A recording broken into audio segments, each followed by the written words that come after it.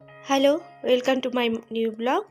মুই হচ্ছে রাজবংশী কন্যা রীতা, আর মুই আসি গেছুন একটা নয়া ভিডিও নিয়ে।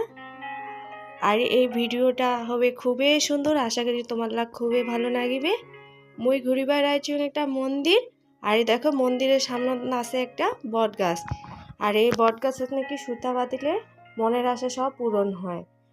তোমার যদি কোনো মনের আশা থাকে তাহলে অবশ্যই এই মন্দিরও দাইছেন আর সুতা বান্ধি যান। আর তোমার যদি জানি যান এই মন্দিরটা কোনঠে, তাহলে অবশ্যই মোক হচ্ছে SMS করেন। SMS করে জানান কমেন্টত যে মন্দিরটা কোঠে, মুই তোমার লাগ জানে দিন। এবার যাওয়া যাক মন্দিরের ভিতরত। মন্দিরের ভিতরত 4টা মন্দির আছে। এটা আছে গর্বেশ্বরী মন্দির, কিন্তু এই মন্দিরটা হওয়ার পিছনে কিন্তু অনেক কাহিনী আছে। তোমার যদি এই কাহিনী শুনি চান তাহলে মোক কমেন্টত কয়া দেন, মুই নেক্সট ভিডিওত কয়া দিন। আর এই পাশে আছে গত্তেশ্বরী মন্দির।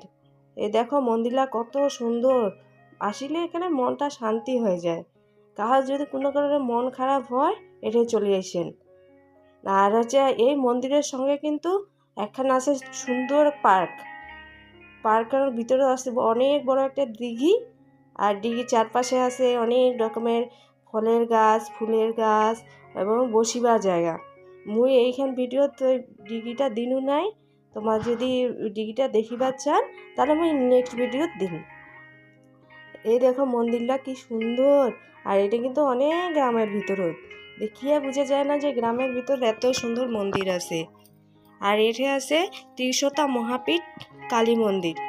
এই দেখো ছোটের মধ্যে মন্দিরটা এত সুন্দর, তোমার দেখিবার পাচ্ছেন যে কত সুন্দর, বগল থেকে আরও সুন্দর। আর মুই যেহেতু নয়া ভিডিও করছ তার জন্য আমি ভালো করে ভিডিও করি পার নাই, তোমার কষ্ট করে এনকরি দেখি নেন। এটাই মোর ব্লগটা শেষ করনু।